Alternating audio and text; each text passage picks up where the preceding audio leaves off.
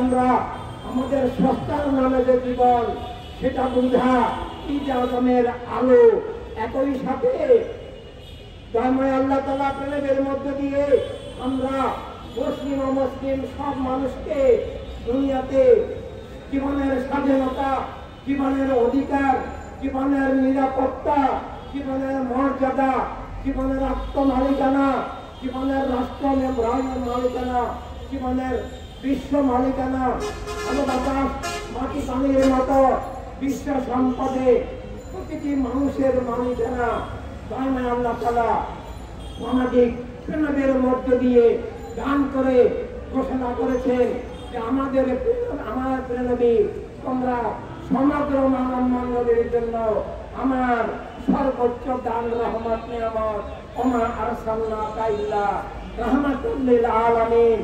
এই রাহমাতাল লিল আলামিন আল্লাহ তাআলার রহমত সব মানুষের জন্য, প্রেরণী সব সৃষ্টির জন্য, সব মানুষের জন্য আল্লাহ তাআলার রহমত।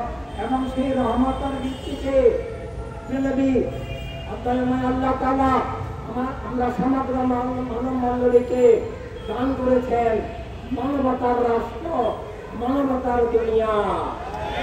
নিজেদের দেওয়া জীবন নীতির ভিত্তিতে সব মানুষের কল্যাণে, আল্লাহ রাসূলের ভালোবাসায় সব মানুষের ভালোবাসা ভিত্তিক, সব মানুষের মানবাধিকার ভিত্তিক, সব মানুষের কল্যাণ ভিত্তিক, সব মানুষের মর্যাদা ভিত্তিক, অধিকার স্বাধীনতা ভিত্তিক, নিরাপত্তা ভিত্তিক রাষ্ট্র ব্যবস্থা এবং বিশ্ব ব্যবস্থার লক্ষ্যে দান করেছেন সর্বজনীন মানবতার রাজনীতি। ঈদে আজম নবীর শুভাগমন যেভাবে জীবনের সত্য, তেমনভাবে জীবনের অধিকার স্বাধীনতা, জীবনের নিরাপত্তা মর্যাদা এবং রাষ্ট্রীয় মালিকানা, বিশ্ব মালিকানা, বিশ্ব সম্পদে সব মানুষের মালিকানা। কিন্তু খুবই দুঃখের বিষয়,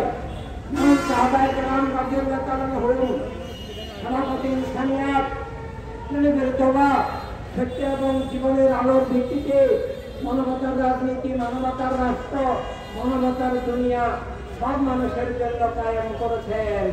শুধু মুসলমানের জন্য নয়, মানুষ হিসাবে মুসলিম অমুসলিম সবার সমান নিরাপত্তা, অধিকার, স্বাধীনতা, মর্যাদা, মালিকানা ভিত্তিক রাষ্ট্র এবং বিশ্ব ব্যবস্থা প্রেরণী দান করেছেন।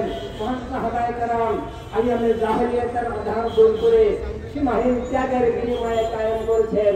কিন্তু পরবর্তীকালে সেটা বস্তুবাদী চেতনা ভিত্তিক, বস্তুবাদী জাতীয়তাবাদ ভিত্তিক, পুত্রবাদী জাতীয়তাবাদ ভিত্তিক, যে ইসলামের ছদ্মবেশী অধর্ম, উগ্রবাদ, সাম্প্রদায়িক জঙ্গিবাদদের মাধ্যমে, কারবালায় আহলে বায়তের হত্যাকাণ্ডের মাধ্যমে প্রেরণী দেওয়া সেই রহমতের জীবনের কাঠামো, রহমতময় রাষ্ট্র কাঠামো, সব মানুষের কল্যাণ, অধিকার, স্বাধীনতা, বিশ্ব কাঠামোকে ধ্বংস করে মুসলিম মিল্লাত, ইসলাম এবং সমগ্র মানব মণ্ডলীকে মিথ্যা জুলুমের আন্ধার গ্রাসে আবার ছেড়ে দেয়।